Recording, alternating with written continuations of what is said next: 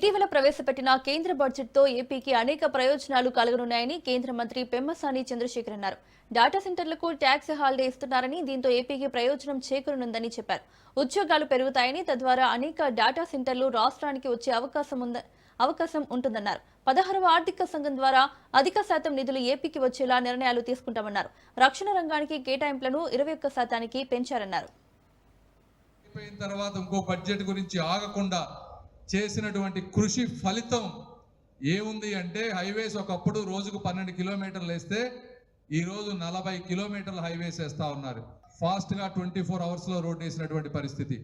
ఒకప్పుడు ఈ దేశంలో పావర్టీ, పేదరికం 29% ఉంటే ఈరోజు 11%కి పావర్టీని తీసుకొచ్చారు. అంటే 25 కోట్ల జనాభా ఈ భారతదేశంలో పేదరికం నుంచి బయటపడినటువంటి పరిస్థితి.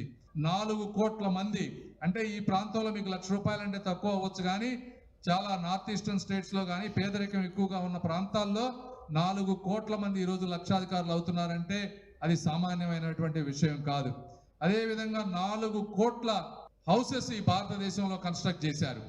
అది కూడా 75% ఈ హౌసెస్ అన్ని కూడా ఉమెన్కి, ఎస్సీ, ఎస్టీ వాళ్ళకి చెందినటువంటివి.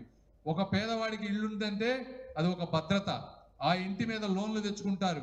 ఈ విధంగా ఎప్పుడు లేని విధంగా 4 కోట్ల ఇల్లు కట్టడం కానీ, శ్రీ నారా చంద్రబాబు నాయుడు గారు కానీ ఈరోజు చూస్తూ ఉంటే మరి ఈ డేటా సెంటర్లు ఇవన్నీ వైజాగ్ వస్తూ ఉన్నాయి, క్వాంటమ్ వ్యాలీ, ఈ విధంగా ముందు చూపుతూ వెళ్తున్నారంటే ఎన్నో రాష్ట్రాలు ఉన్నాయి. అన్ని రాష్ట్రాల్లో ఈ పనులు ఎందుకు జరగడం లేదు?